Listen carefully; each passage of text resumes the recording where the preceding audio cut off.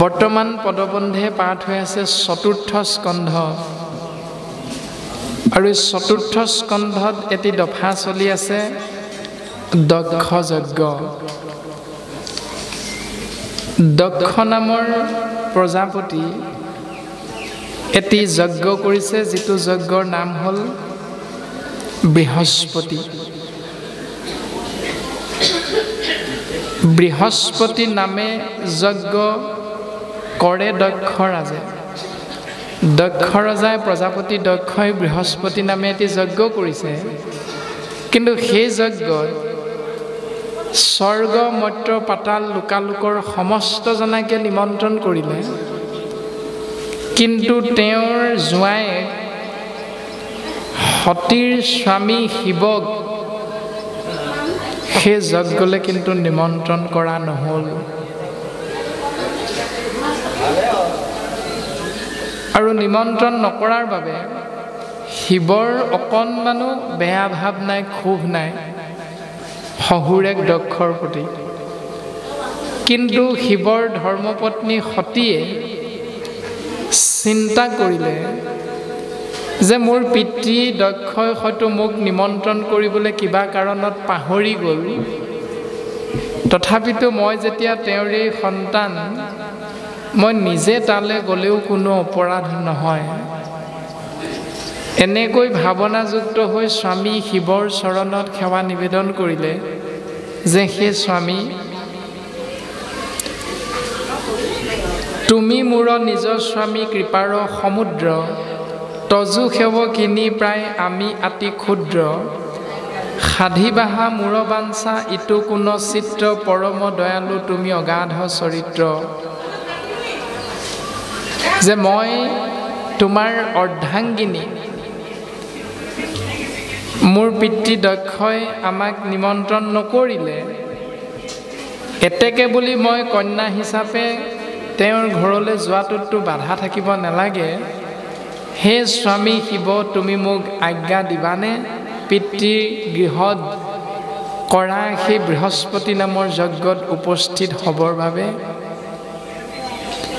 বাৰে বাৰে এনেধৰণে সেৱা নিবেদন কৰিলত তেওঁৰ স্বামী শিৱই সতীক আজ্ঞা কৰিলে যে তুমি যোৱা সতী, তুমি যিহেতু মোৰ পৰা আজ্ঞা বিচাৰিছা, কিন্তু মই তোমাক যাব লাগে বুলি নকওঁ, নাযাবলৈও নকওঁ। তুমি তোমাৰ পিতৃগৃহলৈ যোৱাৰ ইচ্ছা কৰিছা, তুমি যাব পাৰা, কিন্তু গ'লে তাৰ উত্তৰ হ'লে বৰ সুফল নাপাবা, তোমাৰ বৰ বিশেষ লাভ নহ'ব, কিন্তু তোমাৰ লোকচানেই বেছি হ'ব। তাকে চাই তুমি যাব খোজা নোখোজা সেইটো তোমাৰ নিজৰ কথা। এই যে শিৱক নিমন্ত্ৰণ কৰা নহ'ল দক্ষ ৰাজে, তাৰো এটা কাৰণ আছে। কাৰণটো হ'ল, এদিন প্ৰজাপতি ব্ৰহ্মাদেৱে এটা যজ্ঞ কৰিছিল, যিটো যজ্ঞত লোকালোকৰ সমস্ত দেৱ দেৱতাৰ উপস্থিতি হৈছিল, আৰু ব্ৰহ্মাৰ সেই যজ্ঞত প্ৰজাপতি দক্ষও গৈ উপস্থিত হৈছিল। কিন্তু প্ৰজাপতি দক্ষ উপস্থিত হোৱাৰ লগে লগে সমস্ত দেৱ দেৱতা মণ্ডলীয়ে দক্ষক মান্য অনুসাৰে সেৱা নিবেদন কৰিলে, কিন্তু দক্ষৰ জোঁৱায়েক শিৱই শহুৰেক দক্ষক আসনৰ পৰা উঠি সেৱা নকৰিলে, আৰু জোঁৱায়েকে সেৱা নকৰাৰ বাবে শহুৰেক দক্ষ তাতে অকণমান অপমানিত অনুভৱ কৰিলে, আৰু সেই অপমানিত বোধ হোৱাৰ বাবে যেতিয়া দক্ষই আকৌ যজ্ঞ কৰিছে, তেতিয়া তেওঁৰ জোঁৱায়েক শিৱক সেই পূৰ্বৰ অপমানটোৰ বাবে তেওঁৰ গৃহত আয়োজন কৰা দক্ষ নামৰ বৃহস্পতি নামৰ যজ্ঞ ভাগিলে দক্ষই নিমন্ত্ৰণ নকৰিলে। তথাপিতো সতীয়ে স্বামীৰ আজ্ঞাক হিৰোগত কৰি নিজৰ ভাৱনাযুক্ত হৈ স্বামীয়ে যদিও যাবলৈ মানা কৰিছিল, তথাপিতো সতীয়ে নিজৰ পিতৃগৃহলৈহে যাম মইতো তেওঁৰে সন্তান, গতিকে ইয়াতনো নিমন্ত্ৰণ কৰা নকৰাৰ কি কথা থাকিব পাৰে। সহজভাৱেৰে চিন্তা কৰি পিতৃ দক্ষৰ গৃহত গৈ উপস্থিত হ'ল আৰু উপস্থিত হোৱাৰ লগে লগে সমস্ত জনা যি যজ্ঞত উপস্থিত আছিল ঋষি মুনি দেৱ দেৱতা সমস্ত জনাৰ সন্মুখতে সতীক দক্ষই যথেষ্টখিনি অপমান কৰিছে যে নিমন্ত্ৰণ নকৰাকৈ আহিলা। এনে ধৰণে ভাগৱতৰ পদবন্ধে বিভিন্ন ধৰণে আমাক প্ৰকাশ কৰিছে দক্ষৰ দ্বাৰা সতীক অপমান। আৰু অকল সতীক অপমান কৰাই নহয়, সতীৰ স্বামী দক্ষৰ জোঁৱায়েক শংকৰকো যথেষ্টখিনি ককৰ্থনা কৰিছে, গালি পাৰিছে। তাতে ক্ষুণ্ণ হৈছে কোন? তেওঁৰ কন্যা শিৱৰ পত্নী সতী। আৰু সতীয়ে স্বামীৰ নিন্দা সহ্য কৰিব নোৱাৰি তেওঁৰ পিতৃ দক্ষক বুজাবলৈ চেষ্টা কৰিছে। বৰ্তমান ভাগৱতৰ পদবন্ধে আমাক এইখিনিকে পাঠ কৰি থকা আমি শ্ৰৱণ কৰিবলৈ পোৱা গ'ল যে সতীৰ স্বামী শিৱক নিন্দা কৰা দেখি পিতৃ দক্ষক সতীয়ে বুজাবলৈ চেষ্টা কৰিছে। ও মৈত্ৰেয় বদতি আবে শুনিও বিদুৰ বুলিলন্ত সতী পুনু দক্ষক নিষ্ঠুৰ ভৈলাই অমংগল বেশ তুমি প্ৰজাপতি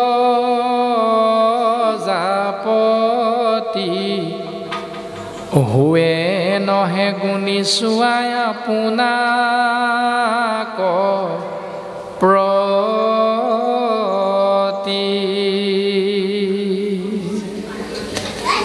মৈত্ৰেয় মহান ঋষিয়ে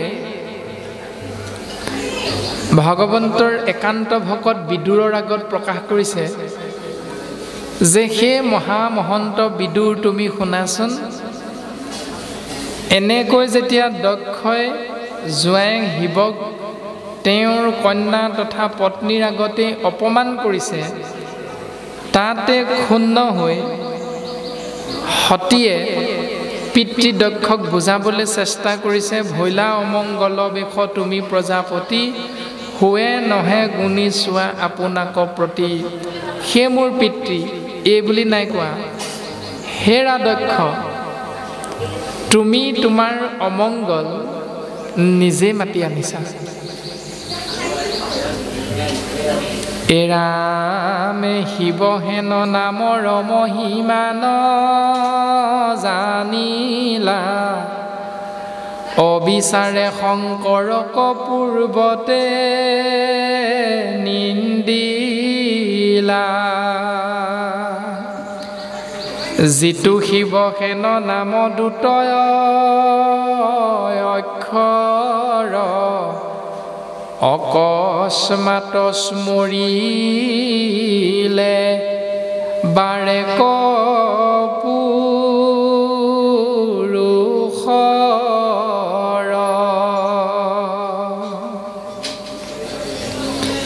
শিৱ হেন নামৰ মহিমা তুমি নুবুজিলা। হেৰা দক্ষ তুমি শিৱ নাম তত্বৰ অৰ্থ বুজিবলৈ কোনোদিন চেষ্টাই নকৰিলা।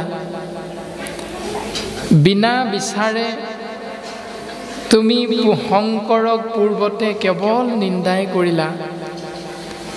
এই যে শিৱ মোৰ স্বামী, সেই শিৱ দুটি অক্ষৰযুক্ত নাম যদি কোনো জীৱই অকস্মাতে আশ্ৰয় কৰে শিৱ শিৱ শিৱ বুলি, তেতিয়াও সেই জীৱৰ মংগল সাধন হয়। আনত শুনিয়া কদাচিত সুমৰিলা নহিবা ভ্ৰমত শিৱ নাম উচ্চাৰিলা। তথাপিতো তাৰ হব পাতে কহৰয় শিৱ নাম অগ্নি পাপ তৃণক হৃদয়। আন কাৰোবাৰ পৰা সেই নামটো যদি শুনি অকস্মাতেও যদি শিৱ বুলি উচ্চাৰণ কৰি দিয়ে, তৎসত্ত্বেও সেই উচ্চাৰণ কৰা আশ্ৰয় কৰা ব্যক্তিজনৰ পাপ খণ্ডন হয়। কিয়নো শিৱ নাম অগ্নিৰূপ আৰু পাপৰূপী তৃণক সদায় মুহূৰ্ততে পুৰি ছাই কৰি দিয়ে। গতিকে শিৱ নামৰ মহিমা তুমি বুজিবলৈ এবাৰো চেষ্টা নকৰিলা পিতা। নাপেক্ষয়ৱান ধৰ্ম কৰ্ম নিয়মক শিৱ বুলি আন তালে দহয় পাতে কক। চতুৰ্দশ ভুৱন যাহাৰ আজ্ঞা বশ তৰে পাতকিও যাৰ শুনি শুদ্ধ যশ। হেন ঈশ্বৰত তুমি দ্ৰোহ আচৰিলা আপোনাৰ দুৰ্যশ আপুনি প্ৰকাশিলা। বিপ্ৰ হুয়া কৰা নিজ ব্ৰহ্মক বিদ্বেষ ইহাকে সে সুমৰি নখন্দে মোৰ ক্লেশ। সতীয়ে তেওঁৰ স্বামী শিৱৰ নামৰ মহিমা তেওঁৰ পিতা দক্ষৰ আগত প্ৰকাশ কৰিছে যে সেইজন শিৱ নাম তত্ত্ব ঈশ্বৰক তুমি দ্ৰোহ আচৰণ কৰিলা। অৰ্থাৎ মোৰ স্বামী নিন্দা কৰা মানে যিহেতু মোৰ স্বামীৰ নাম ঈশ্বৰৰ নাম আছিল শিৱ, সেইকাৰণে মোৰ স্বামীৰ নামটো ঈশ্বৰৰ নাম শিৱ হোৱাৰ বাবে তুমি যে নিন্দা কৰিলা মোৰ স্বামী বুলি, তাতে তোমাৰ অপৰাধটো ৰৈ গৈছে। অৰ্থাৎ তেওঁ মোৰ স্বামী হয় কিন্তু তেওঁৰ নামটো ঈশ্বৰৰ নাম হয় শিৱ। সেইকাৰণে তুমি শিৱ বুলি যে গালি পাৰিলা, তাৰমানে তুমি ঈশ্বৰকে গালি পাৰিছা। এতিয়া আমাৰো যে কয় শাস্ত্ৰসন্মতে আমি প্ৰত্যেকৰে জ্ঞান থাকে যে দেৱতো তীৰ্থটো কৰি ভকতেহে বৰ ভকতক ভজিলে গুচয় কৰ্মজৰ। দেৱতাক সেৱা কৰাতকৈ তীৰ্থক্ষেত্ৰ ভ্ৰমণ কৰাতকৈ ভকতক সেৱা কৰাটো হ'ল শ্ৰেষ্ঠতম দৰ্শন। শাস্ত্ৰই কৈছে যদি এইটো সত্য শুদ্ধ হয় তেতিয়াহ'লে বৰ ভকত ওলাইছ বুলি যদি গালি পাৰি দিয়ে, তেতিয়া ভকতে যিহেতু ঈশ্বৰৰ দৰ্শনটো আছে ভকততে, সেইকাৰণে ভকত বুলি গালি পাৰি দিয়াৰ লগে লগে ঈশ্বৰক গালি পৰা হয়। যদি ব্যক্তিজনক নামটো ধৰি গালি পৰা যায় তেতিয়া অপৰাধটো নাথাকে পোনপটীয়াভাৱে। প্ৰাণজিত বুলি যদি আপোনালোকে গালি পাৰি দিয়ে তেতিয়াহ'লে তাত পোনপটীয়াভাৱে অপৰাধটো নাথাকে, কাৰণ প্ৰাণজিত নামটো ঈশ্বৰৰ নাম নহয়। কিন্তু প্ৰাণজিতৰ নামটোৰ ঠাইত যদি এই শৰীৰটোৰ নাম কৃষ্ণ আছিল তেতিয়াহ'লে ই বৰ কৃষ্ণই ক'বলৈ আহিছে এই বুলি কৈ দিয়াৰ কাৰণে কৃষ্ণ নামটো যিহেতু ঈশ্বৰৰ নাম আৰু এই শৰীৰটোত যিহেতু সেই ঈশ্বৰৰ নামটো যোগ হৈ আছে, সেইকাৰণে কৃষ্ণ বুলি কৈ গালি পাৰিলে ঈশ্বৰক গালি পৰা হয়। যদি প্ৰাণজিত বুলি কৈ গালি পৰা হয় তেতিয়া ঈশ্বৰক গালি পৰা নহয়। এই কথাটোকে সতীয়ে পিতৃ দক্ষক বুজাবলৈ চেষ্টা কৰিছে। মোৰ স্বামী তোমাৰ জোঁৱাই হয়, কিন্তু তেওঁৰ প্ৰকৃত যিটো নাম লৈ আছে এই সংসাৰত, তেওঁৰ নামেৰে যিটো চিনাকি হৈ আছে, সেই নামটো ঈশ্বৰ কৃষ্ণদেৱৰ অনন্ত কোটি নামৰ এক নাম হ'ল শিৱ। সেইকাৰণে সেই নামটোৰে যদি তুমি গালি পাৰা শিৱ শিৱ বুলি নিন্দা কৰা, তেতিয়াহ'লে তোমাৰ অপৰাধ হৈছে পিতা, তোমাৰ আমোঘন পাপ হৈছে পিতা। গতিকে তুমি এই জ্ঞানটো ল'বলৈ চেষ্টা কৰা। এই বুলি পিতৃ দক্ষক সতীয়ে খুব সুন্দৰভাৱে এই জ্ঞানটো প্ৰকাশ কৰিবলৈ চেষ্টা কৰিছে, বুজাবলৈ চেষ্টা কৰিছে। এৰাম সেৱেৰাত্ৰি দিনে মহামহন্ত সকল পদ্ম মধুলু ভেজেন নচাৰে ভ্ৰমৰ মহন্ত খবৰ মন সেহি পতন্তৰ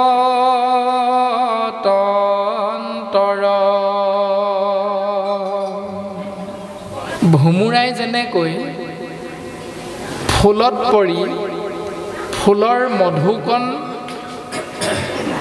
চুহি লৈ যিটো ব্যৱস্থাৰে জীৱন যাপন কৰি থাকে, ঠিক তেনেকৈ মহন্তসকল, সাধুসকল, ভকতসকলেও ভগৱন্ত ঈশ্বৰ কৃষ্ণদেৱৰ অনন্ত কোটি নামৰ যিকোনো এভাগ নাম আশ্ৰয় কৰি কৰি সেই নাম অমৃত মধু পান কৰি কৰি জীৱন অতিবাহিত কৰি আনন্দৰ উপৰি আনন্দ লাভ কৰে। গতিকে হে পিতা, তুমি এনেহেন নামক আশ্ৰয় কৰি কৰি তুমি মোৰ স্বামীক গালি পাৰিছা, মানে তুমি ঈশ্বৰৰ দ্ৰোহী হৈছা পিতা। তুমি ঈশ্বৰৰ ওচৰত অপৰাধ কৰিছা পিতা। গতিকে তুমি সাৱধান হোৱা। ৰাম, যাদৱ, মাধৱ, শিৱ, শংকৰ আদি অনন্ত কোটি নাম তত্ত্বত যদি কোনো হৰিধাৰী সন্তানস্বৰূপ আত্মা তত্ত্বই সেই পৰম ব্ৰহ্মৰ নামত শৰণ গ্ৰহণ কৰে, শ্ৰৱণ কীৰ্তন মহাভক্তি আশ্ৰয় কৰে, তেতিয়াহ'লে তেওঁ অনায়াসে চতুবৰ্গ সাধন হয়, ধৰ্ম, অৰ্থ, কাম আৰু মোক্ষ। হেন বিশ্ববন্ধু শংকৰৰ কৰা দ্ৰোহ সেই সমস্ত জগতৰ কল্যাণকামী শংকৰৰ তুমি দ্ৰোহ আচৰণ কৰিছা। এইটো তোমাৰ অজ্ঞানতা পিতা, এয়াই তোমাৰ অবিদ্যা। তুমি প্ৰকৃততে এনে আচৰণ কৰিব নালাগিছিল পিতা, কিয়নো তোমাৰ দৰে ৩৩ কোটি দেৱ দেৱতা আছে। এই সংসাৰখনত তেওঁৰেই সৃষ্টি, তৎসত্বেও তেৰা সমস্তৰ দৃষ্টিত তোমাৰ জোঁৱাই স্বৰূপ শিৱৰ লগত থকা বেয়া চিন্তাবিলাক তেওঁলোকৰ দৃষ্টিত কিয় নপৰিল পিতা? কেৱল তুমিহে তেওঁৰ যে দ্ৰোহ আচৰণ কৰিছা, তোমাৰ দৃষ্টিতহে যে তেওঁ ভুল দেখা পালা। কিয় বাকী ৩৩ কোটি দেৱ দেৱতাৰ ভিতৰত শিৱ নাম তত্ত্বৰ হৰিধাৰী সেই জীৱদেহৰ আচাৰ আচৰণত দ্ৰোহ কিয় বাকীসকলে দেখা নাপালে পিতা? কেৱল তুমিহে যে দেখা পালা। তুমি হয়তো দেখিছা পিতা যে নাম মাত্ৰ শিৱ স্বৰূপত অমংগল, মাথাত ধৰন্ত ঘোৰ জটাৰ পতাল, শৰীৰত ভস্ম অষ্টিময় অলংকাৰ, লগত ভ্ৰময়ভূত প্ৰমথ অপাৰ, ইষব ৰহস্য দুখ তজুমুখ সন্তে এবেকে জানিল সবে লোক সময় যাতে। তুমি বাহ্যিক দিশত চাই আছা এটা শৰীৰ য'ত শিৰৰ ওপৰত চুলিৰ জট বান্ধি আছে, য'ত গলত এটা সৰ্পৰ মেৰ আছে, য'ত শৰীৰটোত এটা বাঘৰ ছাল বস্ত্ৰ কাপোৰ হিচাপে পৰিধান কৰি আছে, যাৰ সংগী ভূত প্ৰেতগণ। তুমি এই বাহ্যিক দৃষ্টিটো চাই আছা পিতা, প্ৰকৃততে এয়া শুদ্ধ হোৱা নাই পিতা। তুমি নাজানি এনেকৈ অপৰাধ কৰিবলৈ চেষ্টা নকৰিবা পিতা। এনেকৈ সতীয়ে পিতৃ দক্ষক সুন্দৰভাৱে জ্ঞান প্ৰদান কৰিছে আৰু পদে আমাক এনেকৈ সিদ্ধান্ত দিছে। ব্ৰহ্মা ইন্দ্ৰ চন্দ্ৰ আদি যত দেৱগণ, শংকৰৰ শংকৰ কণ জানন্ত ইমত দুৰ্জন, অনাচাৰী ভৱ খেন সবে জানিলন্ত, তৰে কেন শংকৰ ক আজিও সেৱন্ত। ও যাৰ পদ পংকজৰ ধূলিনী হালন্ত, পৰম আদৰে শিৰে নিৰ্মাল্য ধৰণ। ও যিটো শংকৰৰ পদ পংকজ তপৰি কৰে তুতি নতি সেৱে দুই কৰ জুৰি। সেই পিতা দক্ষ ব্ৰহ্মা ইন্দ্ৰ চন্দ্ৰ আদি যত দেৱগণে তোমাৰ দৃষ্টিত অনাচাৰী বুলি ভবা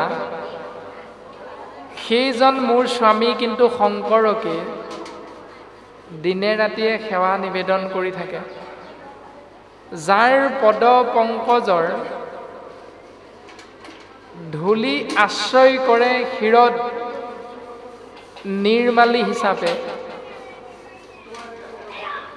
যিটো শংকৰৰ চৰণ পংকজত পৰি ব্ৰহ্মা ইন্দ্ৰ চন্দ্ৰ আদি দেৱগণে প্ৰত্যেক মুহূৰ্তে মুহূৰ্তে তুতি নতি সেৱা কৰি এই সংসাৰৰ পৰা মুকুতি লাভৰ উপায় বিচাৰে, তেনেহেন এজন পৰম বৈষ্ণৱ মোৰ স্বামী শিৱক তুমি কিয় অপমান কৰিছা পিতা? হৰক আৰাধি নজানিয়া ভৈল নষ্ট, নভৈলা কেৱলে জানি তুমি মাত্ৰ ভষ্ট। শংকৰক সেবি ভৈলা সবেও পতিত, তুমি শিৰহিলা নিন্দিলা শুদ্ধ চিত্ত। তাৰমানে তুমি ভাবিছা পিতা হৰক আৰাধনা নকৰাটো নজনাকৈ কৰা এটা চিন্তা, অৰ্থাৎ হৰক স্তুতি কৰিলে সেৱা কৰিলে নিজে অধোগতি যাব, এইটো তুমি ভাবিছা পিতা। নভৈলা কেৱলে জানি তুমি মাত্ৰ ভষ্ট। হৰক ভজনা কৰিলে, শিৱক চিন্তা কৰিলে, শিৱ নামত আশ্ৰয় গ্ৰহণ কৰিলে জীৱৰ যে মংগল হয়, এই কথাটো তুমি নুবুজাকৈ তুমিহে অধোগতি যাবা পিতা। শংকৰক সেবি ভৈলা সবেও পতিত, তুমি ভাবিছা শংকৰক সেৱা কৰাৰ বাবে সেৱকসকল প্ৰত্যেকজনে অধোগতি যাব, কিন্তু পিতা তুমি মনত ৰাখিবা তুমি শংকৰক নিন্দা কৰাৰ বাবে তোমাৰ ভাৱনাটো হৈছে তুমি শুদ্ধ, কিন্তু তুমি শুদ্ধ নহয় পিতা। তুমি অশুদ্ধ, বাকীসকল শুদ্ধ, কিন্তু তুমি ভাবিছা তুমি শুদ্ধ, বাকীসকল অশুদ্ধ। নহয় পিতা, তুমি তেনেকৈ নাভাবিবা, এইটো তোমাৰ অপৰাধ, এইটো তোমাৰ অজ্ঞানতা। এই ৰামে কহোঁ আৰু ধৰ্ম তত্ত্ব কৰি নিৰূপণ, শুনিও কদক্ষ দিজ আমাৰ বচন। তোমাক আৰু এটা মই ধৰ্ম তত্ত্ব দৰ্শন কৰাবলৈ আগবাঢ়িছোঁ পিতা, তুমি সাৱধান হোৱা, মনত ৰাখিবা। তুমি মোৰ কথা শুনাচোন পিতা। জগতৰ নাথ ভৱ ধৰ্মৰ পালক, যিটো সিটো শংকৰৰ যিটো আচৰে দ্ৰোহক। জগত অৰ্থাৎ বৰ্গীয় জ মানে জন্ম, গ মানে গতি, দন্তীয় ত মানে তৎক্ষণাৎ। যাক আশ্ৰয় কৰিলে জীৱৰ মংগল হয়, মংগলৰো মংগল সুমংগল হয়, সেই ইক্ষতত্ত্ব ভৱ সংসাৰৰ পৰা তৰি যাবৰ উপায় পাবৰ নিমিত্তে আত্মাস্বৰূপ জীৱতত্ত্ব শৰীৰধাৰী মনুষ্যবিলাকে সিটো শংকৰৰ যিটো আচৰে দ্ৰোহক, সেই শংকৰৰ তুমি দ্ৰোহ আচৰণ কৰিছা পিতা। তুমি এনেকুৱা কৰিব নালাগিছিল পিতা। মই তোমাৰ পৰা অন্তত এইটো আশা কৰা নাছিলোঁ। তেতিক্ষণে তাৰ দুষ্ট জিভাক চেদিব, ভাল মন্দ বিচাৰ তাহাক নকৰিব। সেইজন ঈশ্বৰ শিৱ নামক যিজনে নিন্দা কৰিব, যিখন জিভাৰ জৰিয়তে সেই জিভাখন তৎক্ষণাত পাৰিলে কাটিয়ে পেলাব লাগে, তেওঁ কিমান জ্ঞানী কিমান ভাল এইটো বিচাৰ কৰি সময় নষ্ট কৰাৰ কোনো প্ৰয়োজন নাই। এৰামে যদ্যপি সমৰ্থনো হি জিভা কাটিবা কৰ্ণত আঙ্গুলি দিয়া চাৰিব সভাক। যদি তেওঁৰ জিভাখন কাটিবৰ বাবে তোমাৰ শক্তি নাথাকে, তেতিয়াহ'লে শিৱ নিন্দা মানে ঈশতত্বক নিন্দা কৰা সেই সভাখনত তুমি যদিও বহি থাকা, তেতিয়াহ'লে তুমি কাণত আঙুলি ভৰাই বহি থাকিবা সেইখিনি সময়। আৰু যদি তোমাৰ সৌভাগ্য হয়, তেতিয়াহ'লে তুমি পাৰিলে সভাৰ পৰা উঠি গুচি যাবা। এই তিনিটা সিদ্ধান্ত সতীয়ে পিতা দক্ষৰ আগত প্ৰকাশ কৰিছে যে শিৱ নিন্দা মহাপাপ। এৰামে নথাকিব তৈতে তেতি ক্ষণে অন্তৰিব, চকু মেলি শিশব লোকক নচাহিব। যদি অকস্মাতে তাক হৱে দৰ্শন, হৃদিতাপ কৰিয়া স্মৰিব নাৰায়ণ।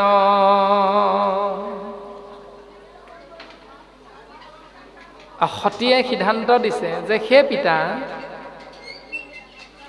প্ৰথম হ'ল শিৱ নামক যি নিন্দা কৰে, তেওঁ পাৰিলে জিভাখন কাটি দিবা 1 নম্বৰ। 2 নম্বৰ, জিভাখন কাটি দিব নোৱাৰিলে সেই কথাখিনি তুমি কাণেৰে নুশুনিবৰ বাবে কাণত আঙুলি ভৰাই থাকিবা 2 নম্বৰ। 3 নম্বৰ, তুমি কাণত আঙুলি ভৰাই থাকিও যদি তৎ পোৱা নাই, তেতিয়াহ'লে তুমি তৎক্ষণাত সেই স্থান ত্যাগ কৰিবা 3 নম্বৰ। 4 নম্বৰতে সিদ্ধান্ত দিলে, তুমি যদি আঁতৰি যাবও নোৱাৰা সেই স্থানৰ পৰা, তেতিয়াহ'লে তৎমুহূৰ্ততে সেই স্থানত তুমি প্ৰাণ ত্যাগ কৰিবা। যদি প্ৰাণ ত্যাগ কৰিব নোৱাৰা, চকু মুদি আছিলা, তেতিয়াহ'লে মনত ৰাখিবা, চকুকেইটা মুদি থকাৰ পাছত যেতিয়া চকুকেইটা মেলিবা, চকুকেইটা মেলোতে যদি তুমি সন্মুখত সেই শিৱ নিন্দা কৰাজনক চকুৰে দেখা পাই যোৱা, তেতিয়াহ'লে কি কৰিবা? হৃদি তাপ কৰিয়া স্মৰিব নাৰায়ণ। তেতিয়া তুমি হৃদয়ত নাৰায়ণ নাৰায়ণ ভাৱনা যুক্ত হৈ এই নামটো তুমি উচ্চাৰণ কৰিবা।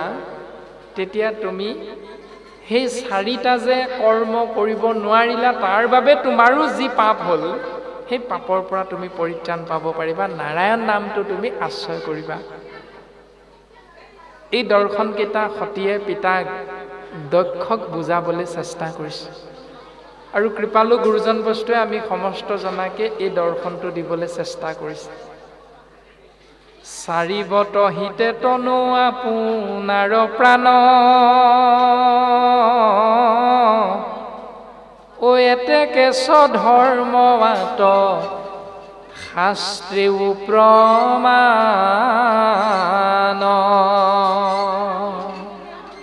তুমি যদি সেই স্থানত প্ৰাণ ত্যাগ কৰা, তেতিয়াহ'লে এইটো হ'ল তোমাৰ স্বধৰ্ম। শাস্ত্ৰয়ো ইয়াৰ সত্য শুদ্ধ পথটোকেই দৰ্শন কৰাইছে। অংকুশে ৰহিত যেন মত্ত গজৰাজ, তুমিও প্ৰমত্ত সেহি মতে সভা মাজ। যেনেকৈ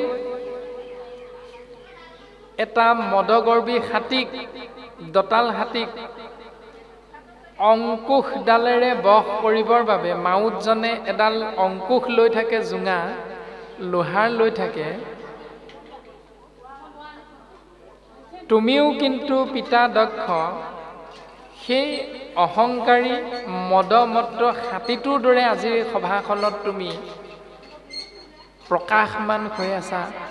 গতিকে তোমাকো বশ কৰিবৰ বাবে মাউতে লোৱা সেই জোঙা অংকুশডালৰ দৰে ব্যৱস্থা পালন কৰিলেহে তোমাকো দমন কৰিব পৰা যাব। কৰিলা আক্ষেপ নিজ ব্ৰহ্ম শংকৰক, খানছিলা মহত পাত কেৰু পাতে কৰো পাতে কক নহিকে তোমাক মূৰ শান্তিক উচিত কিন্তু আপোনাৰ মাত্ৰ কৰো প্ৰায়শ্চিত্ত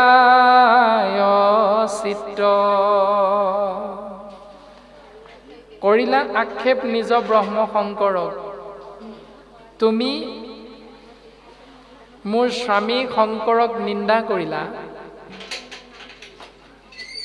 এই বুলি কৈ সতীয়ে আক্ষেপ কৰিছে যে মোৰ স্বামীক তুমি নিন্দা কৰিছা খানছিলা মহত পাতে কৰো পাতে কক হে পিতা তুমি এই মোৰ স্বামীক নিন্দা কৰা ব্যৱস্থাটোত তুমি মহা মহা পাপ ৰাখি ৰাখি পাপ তুমি জমা কৰি দিলা পিতা যি পাপৰ পৰা তুমি কোনোদিন পৰিত্ৰাণ পাব হয়তো নোৱাৰিবা পিতা নহিকে তোমাক মূৰ শান্তিক উচিত তোমাৰ শান্তি কামনা কৰি আৰু মোৰ কোনো লাভ নাই তোমাক মই ইমান বুজালো তুমি এবাৰো বুজি নাপালা গতিকে তোমাৰ মংগল চিন্তা কৰা মোৰ অধিকাৰ তুমি মোক কেতিয়াবাই হেৰুৱাই দিলা মই তোমাৰ পুত্ৰী আছিলো সেইকাৰণে পিতাৰ অপৰাধ নহওক বুলি মই পিতাক বুজনি দিছিলো কিন্তু তুমি যেতিয়া মোক তোমাৰ পুত্ৰী নহয় বুলি ক'লা তেতিয়াই মই তোমাক পিতা হিচাপে আশ্ৰয় কৰি তোমাৰ মংগল হওক ভাৱনাটো মোৰ হৃদয়ৰ পৰা আঁতৰ কৰি পেলালো পিতা সেইকাৰণে মই কি কৰিম এতিয়া নিজৰ প্ৰায়শ্চিত্ত কৰাৰ কথাহে মই চিন্তা কৰিম কিয়নো মোৰ স্বামী নিন্দা তোমাৰ মুখেৰে মই শুনিলো সেইকাৰণে ময়ো এইটো শুনি থকাৰ বাবে ময়ো পাপী হৈ গ'লো পিতা গতিকে মই মোৰ পাপ খণ্ডনৰ ব্যৱস্থাটো নিজেই কৰিব লাগিব ইটো পাপময় কলে বৰণ ধৰিব তুমি বিদ্যমানে প্ৰাণ সভাতে এৰিব যিহেতু তোমাত সন্তে ভৈলো তপন্ন এতেকে অযোগ্য ইটো প্ৰাণক ৰক্ষণ হে পিতা দক্ষ এই পাপময় শৰীৰটোৰ মাজত মই আত্মা আৰু থাকিব বিচৰা নাই তুমি বিদ্যমানে অৰ্থাৎ তোমাৰ উপস্থিতিতে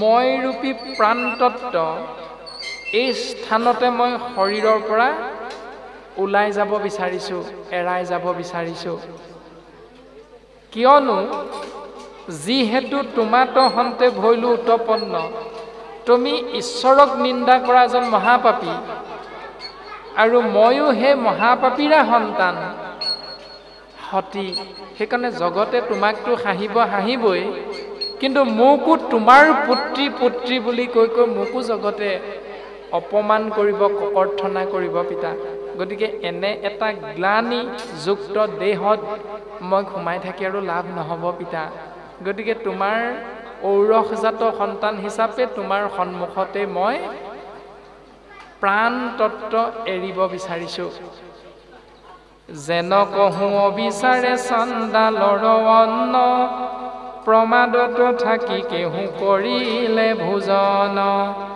নাহি তাৰ শুদ্ধি উদ্ধাৰণ ব্যতিৰেকে ময়ো হেহি নয় আজি কৰিব প্ৰত্যেকে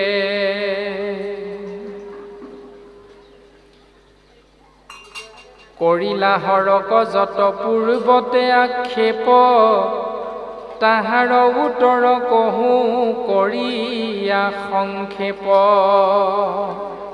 শংকৰক প্ৰতি সতী বেদন ধৰয় যিহেতু আপুনি নিজানন্দ ব্ৰহ্মময়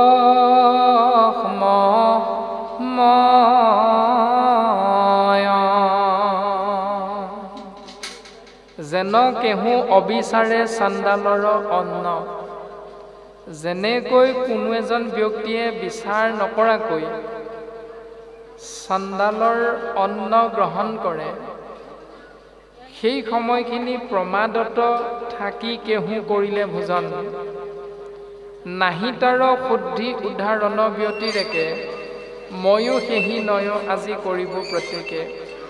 যে যেনেকৈ চাণ্ডালৰ হাতেৰে অসৰণীয়া হাতেৰে কোনো ব্যক্তিয়ে অজ্ঞানবশতো যদি অজ্ঞানবশত গ্ৰহণ কৰিলেও তেওঁ শুদ্ধ অন্ন গ্ৰহণ কৰাটো নুবুজায়, ঠিক তেনেকৈ তুমি মোৰ পিতৃ তোমাৰ ঔৰকজাত, যিহেতু মই সন্তান, সেইকাৰণে তুমি পাপী হোৱা মানে ময়ো পাপী হৈ গ'লোঁ পিতা।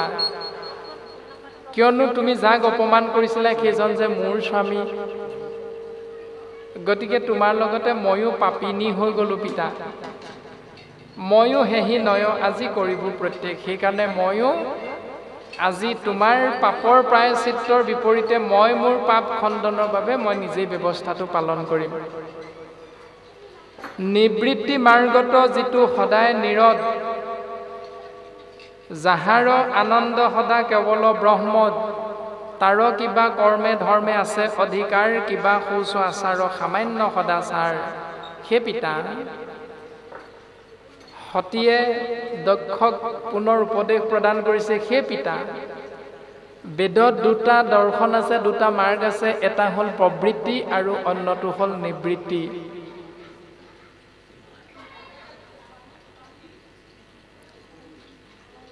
প্ৰবৃত্তি মাৰ্গত আশ্ৰয় কৰি জীৱই এই সংসাৰলৈ দুখ যন্ত্ৰণা ভোগ কৰিবলৈ বাৰে বাৰে আহি থাকিব লাগে। আৰু নিবৃত্তি মাৰ্গত যিজনে আশ্ৰয় কৰে তেওঁ পৰম ব্ৰহ্ম ঈশ তত্ত্বৰ লগত সদায় একাত্ম হ'ব পাৰে। সেইকাৰণে সেই পিতা তুমি শুনাচোন, যে যাৰ আনন্দ সদা কেৱল ব্ৰহ্মত, যিজন সদায় নিবৃত্তি মাৰ্গত নীৰদ, তাৰ কিবা কৰ্মে ধৰ্মে আছে অধিকাৰ, কিবা শৌচ আচাৰ সামান্য সদাচাৰ। মোৰ স্বামী শিৱ হ'ল তেনেকুৱা, যে যিজনে সদায় নিবৃত্তি মাৰ্গতে সুন্দৰভাৱে জীৱনটো আশ্ৰয় কৰি থাকে, পৰম ব্ৰহ্মত যাৰ সদা ধ্যান, তেওঁ কিবা কৰ্ম ধৰ্ম এনেকুৱাবিলাক কৰাৰ কোনো প্ৰয়োজন নাথাকে পিতা। তেওঁ কিবা শৌচাচাৰ পালন কৰিব লাগিব, তেওঁ কিবা আচাৰ ধৰ্ম পালন কৰিব লাগিব, তেওঁ সদাচাৰী হ'ব লাগিব, এনেকুৱা কিছুমান ধৰ্ম কৰ্মৰ পৰা তেওঁ সদায় ঊৰ্ধ্বত অৱস্থান কৰি থাকে পিতা। তেওঁ এইবিলাকৰ কাৰণে কোনো প্ৰয়োজন নাই চিন্তা কৰাৰ।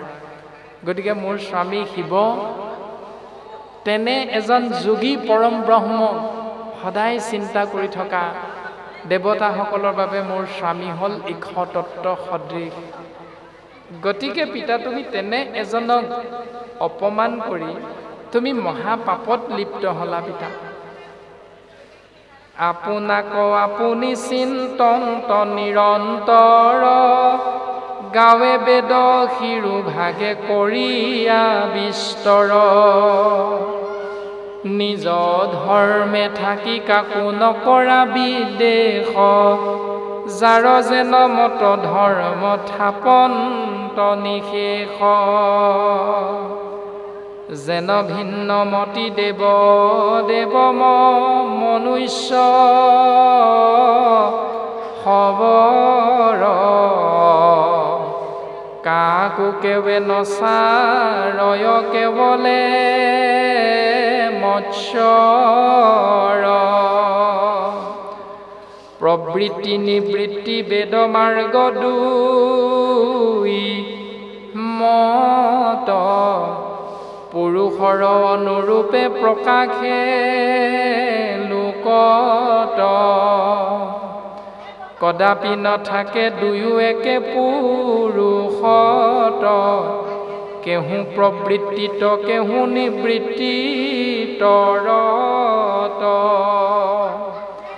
নাহি দুয়ো মত ব্ৰহ্মময় শংকৰত, বেদৰ বিহিত কৰ্ম ফলাফল যত বেদেহে কৈছে কৰ্মৰ ফলাফলৰ বিষয়বস্তু প্ৰবৃত্তি আৰু নিবৃত্তি মাৰ্গৰ জৰিয়তে জীৱৰ ফল লাভ হয়। প্ৰবৃত্তি মাৰ্গত থাকিলে 84 লক্ষবাৰ বিভিন্ন যোনিত জন্মগ্ৰহণ কৰিব লাগিব এই খাটাং। নিবৃত্তি মাৰ্গত যদি আশ্ৰয় কৰা তেতিয়াহ'লে এইবিলাক তুমি দুখ কষ্ট ভোগ কৰিব নালাগে, এইটো খাটাং। কিন্তু মোৰ স্বামী পৰম ব্ৰহ্মই নিজে নিজক চিন্তা কৰি থাকে। তেওঁ এই প্ৰবৃত্তি আৰু নিবৃত্তি এই দুইটা মাৰ্গৰ এটাতো তেওঁ নাথাকে। তেওঁ কেতিয়াও কোনো কাহানিও কাৰো অপকাৰ নকৰে, অহিত চিন্তা নকৰে। তেওঁ যে নিজে ব্ৰহ্ম, এই পৰম সত্যকে তেওঁ নিজে নিজক চিন্তা কৰি থাকে। গতিকে তেনে এজন পৰম বৈষ্ণৱ ইক্ষতত্ত্বক তুমি জোঁৱাই বুলি ভাবি, তুমি গলে সৰ্পৰ মালা দেখি, তুমি গাত বাঘৰ ছাল ৰূপী বস্ত্ৰ দেখি, তুমি চুলিত যত বন্ধা দেখি তুমি হয়তো ভাবিছা তেওঁ অসংস্কাৰী অসদাচাৰী বুলি। গতিকে তেনে নহয় পিতা। তুমি সেই বুলি ভাবি, তোমাৰ জোঁৱাই বুলি ভাবি তেওঁক তুমি নিন্দা নকৰিবা পিতা। এনেকৈ বৰ্তমান পদে এই তত্ত্বখিনি প্ৰকাশ কৰিলে। যি সব পথত সেৱা কৰে প্ৰাণী ছয়, জাহাত বেদৰ বাক্য সবে হিংসাময়। সেই পিতা দক্ষ, তুমি আমাৰ পথটো আশ্ৰয় কৰিব নালাগে। নহৌক তোমাৰ তেবে আমাৰ পদবী। তুমি আমাৰ পদটো কোনোদিনে লাভ কৰিবগৈ নোৱাৰা, কিয়নো তুমি কেৱল বেদৰ মতে নিবৃত্তি পথৰ বিপৰীতে প্ৰবৃত্তি পথটোকে তুমি সদায় আশ্ৰয় কৰি থাকা। যি সব পথত সেৱা কৰে প্ৰাণী ছয়, যি প্ৰবৃত্তি পথত আশ্ৰয় কৰি থাকি প্ৰাণীবিলাকে কেৱল হিংসাময় জীৱন যাপন কৰিব লগা হয়। জাত যজ্ঞ হোম ধূম্ৰে মহা অন্ধকাৰ, যজ্ঞ অন্ন ছয় যত জীৱৰ আহাৰ। নুগুচুক তোমাৰ শিখব পথ ছয়, শৌক তজু আশ্ৰয় আমাক নলাগয়। তুমি যিহেতু নিজেই নিজৰ ভৰিত কুঠাৰ মাৰিলা পিতা, যত যজ্ঞ হোম ধূম্ৰে মহা অন্ধকাৰেই তুমি যিহেতু পথটো আশ্ৰয় কৰি লৈছা, যি পথত যজ্ঞ অন্ন ছয় জীৱ আহাৰ হিচাপে গ্ৰহণ কৰে, নুগুচুক তোমাৰ শিখব পথ ছয়, তোমাৰ যাতে কোনো কালে সেই পথটো এৰি আহিব লগা নহয়। আমিও ভগৱন্তৰ চৰণতে খাটিছো পিতা, তুমি সেইটো পথতে থাকা, অৰ্থাৎ তোমাৰ যাতে কোনো কালে মুক্তি লাভ নহয়। এই বুলি সতীয়ে পিতৃ দক্ষক ককৰ্থনা কৰিছে। এতিয়া আমাৰো এইটোৱে হৈ থাকে সংসাৰত যে প্ৰবৃত্তি পথত কি কি আছে, যাগ যজ্ঞ পূজা পাতল, যি কৰ্ম মাৰ্গ আৰু জ্ঞান মাৰ্গ। সেই কৰ্ম মাৰ্গ আৰু জ্ঞান মাৰ্গ প্ৰবৃত্তি পথত জীৱৰ আহাৰ কি হয়, হিংসা কৰ্মৰ মাধ্যমেৰে আশ্ৰয় কৰা ৰক্তৰঞ্জিত আহাৰ হ'ল জীৱৰ গ্ৰহণযোগ্য আহাৰ। এনেকুৱা পথত যদি আমি ভৰি দিওঁ তেতিয়াহ'লে কোনো কালে জীৱই মুক্তি লাভ কৰিব নোৱাৰে। বিপৰীতে নিবৃত্তি পথত যদি আশ্ৰয় কৰা তেতিয়াহ'লে তুমি পৰমাত্মা ইক্ষতত্ত্বৰ সন্ধান লাভ কৰিব পাৰিবা। শুনা কহো আমাৰ পথৰ প্ৰৱৰ্তন, জাক মহাপুৰুষে কৰয় সেৱন। ঈশ্বৰ বিমুখ যিটো প্ৰাণীৰ হৃদয়, সি হব পুৰুষে যিটো পথ নিশ্চিনয়। যে ঈশ্বৰ বিমুখ যি প্ৰাণীৰ হৃদয়খন, তেওঁলোকে কেতিয়াও এই শুদ্ধ পথটো কোনো কালেই চিনি পাব নোৱাৰে পিতা।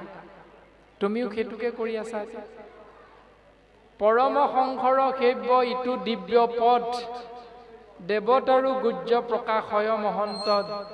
হেন পন্থ এৰি পাখণ্ডৰ পথ, শৌক সৰ্বকালে কদাচিতো তোমাক নেৰোপ।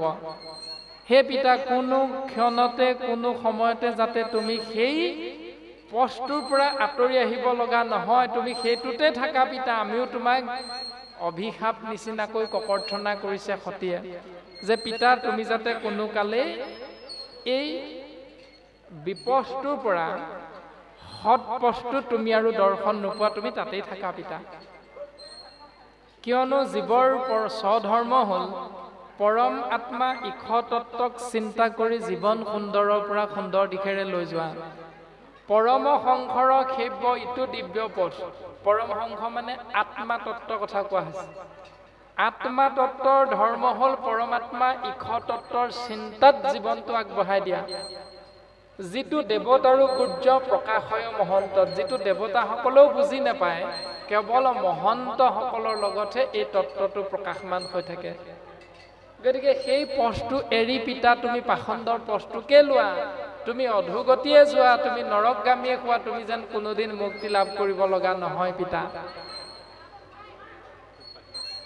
এৰা মেহি বুলি সতী দেৱী গুণনেত মনত নাহি কিছু কাৰ্য মূৰ ইটো শৰীৰত।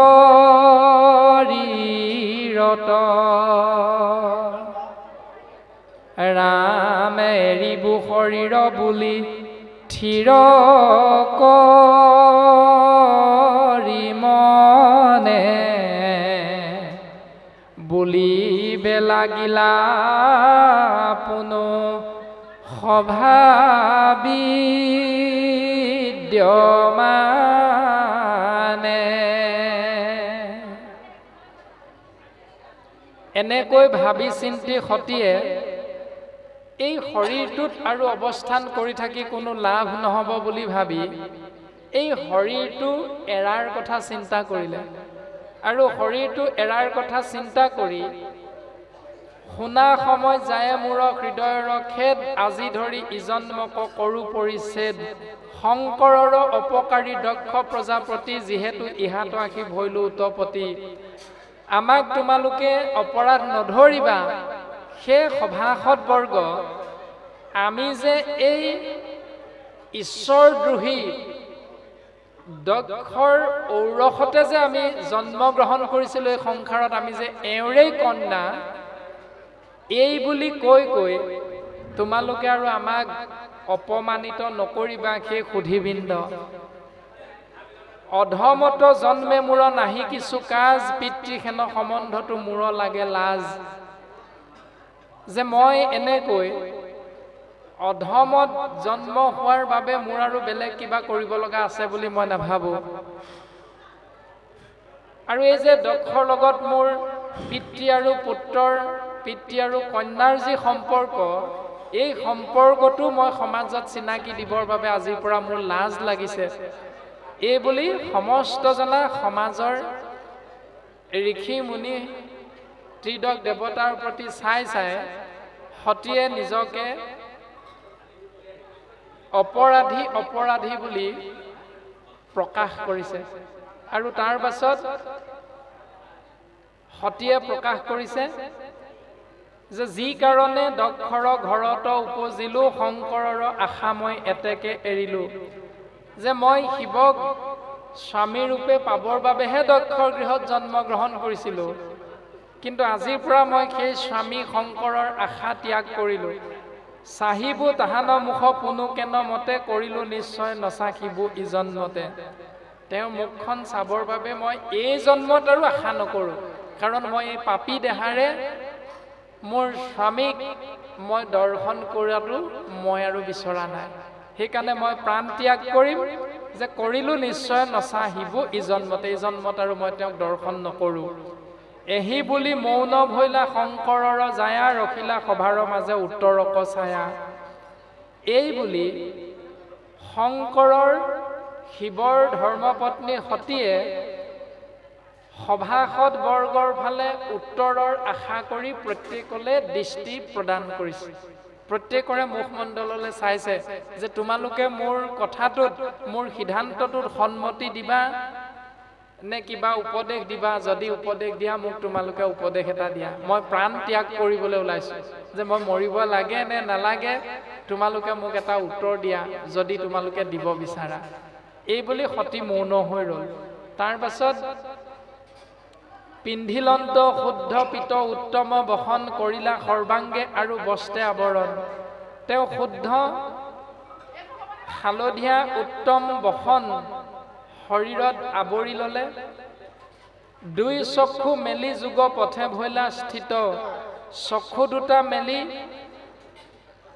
যুগ পথ আশ্ৰয় কৰিছে নিয়মিলা মন দেৱী হুয়া সাৱহিত মনক নিয়ন্ত্ৰণ কৰিছে এক স্থিতা অৱস্থালৈ মনক লৈ গৈছে আৰু শৰীৰত থকা যি দশ প্ৰাণ প্ৰাণ অপান দান উদান সমান দেৱদত্ত ধনঞ্জয় আদিকে ধৰি যি দশ বায়ু এই দশ বায়ুৰ ভিতৰত প্ৰাণবায়ু আৰু অপান বায়ু দুয়োকে এক কৰি মনক নিয়ম কৰি নাভি চক্ৰে থাপি লন্ত দক্ষৰ জীয়াৰী এই শৰীৰটোৰ যি ঊৰ্ধ্ব আৰু যি অৰ্ধ ঊৰ্ধ্ব হ'ল কঁকালৰ পৰা ওপৰখিনি হ'ল চন্দ্ৰমণ্ডল আৰু কঁকালৰ পৰা তলৰখিনি হ'ল সূৰ্যমণ্ডল এই দুই মণ্ডলৰ সোঁমাজত যি নাভি চক্ৰ সেই নাভিত থকা চক্ৰত দক্ষই প্ৰাণ দক্ষৰ জীয়াৰী সতীয়ে প্ৰাণ আৰু অপান নামৰ বায়ুক এক স্থিতা অৱস্থালৈ মনক নিয়ম কৰি এই নাভি চক্ৰত গৈ আশ্ৰয় কৰাইছে তাৰ পাছত ঊৰ্ধ্ব অধোগতি দুই সন্তৰো নিৰোধিলা পাছে অল্প কৰি বায়ু দেৱী আক্ৰমিলা তাৰ পাছত প্ৰাণবায়ুক উলিয়াই লৈ গুচি গ'ল অৰ্থাৎ যাক আমি মৃত বুলি ঘোষণা কৰোঁ নাভি চক্ৰ সন্তে বায়ু ঊৰ্ধ্বক খেপিলা অল্প অল্প কৰি সতী হৃদিত থাপিলা হৃদয়ৰ পৰা বক্ষ স্থলক নীলন্ত তাৰো পৰা নিয়া কণ্ঠ দেখে থাপিলন্ত কণ্ঠ সন্তে দুই ভ্ৰুৱ মধ্যে প্ৰৱেশাইলা এহিমতে নিয়া বায়ু তহিতে তম্ভাইলা দক্ষ তাপে নিজ প্ৰাণ চাৰি বাক প্ৰতি যুগময় অগ্নি শৰীৰতে জালি লন্তি এনেকৈ সতীয়ে তাৰ পাছত নাভি চক্ৰত এক স্থিতা অৱস্থাত আশ্ৰয় কৰা প্ৰাণ আৰু অপান বায়ু ঊৰ্ধ্বৰ ফালে গমন কৰাই লাহে লাহে হৃদয় চক্ৰত নি প্ৰকাশ কৰিলে হৃদয় চক্ৰৰ পৰা আকৌ লাহে লাহে নি বক্ষস্থলত প্ৰকাশ কৰালে বক্ষস্থলৰ পৰা লাহে লাহে নি কণ্ঠ দেশত থকা চক্ৰত গৈ প্ৰকাশমান কৰালে তাৰ পাছত কণ্ঠ দেশৰ পৰা নি ললাটত যি দুই চেলাউৰীৰ মাজত থকা ভূযুগল সেই ভূযুগলত থকা চক্ৰত নি প্ৰাণ অপান বায়ুক একত্ৰাপিত কৰোৱাই দক্ষৰ পৰা পোৱা সেই অপমান ত্যাগ কৰি যুগময় আশ্ৰয় কৰি এই শৰীৰটোত অগ্নি প্ৰজ্বলিত কৰি প্ৰাণবায়ু ত্যাগ কৰিলে এনেকৈ সতীৰ দেহ ত্যাগ এই দৰ্শনভাগী ভাগৱতৰ চতুৰ্থ স্কন্ধৰ পদবন্ধে আমাক প্ৰকাশ কৰিছে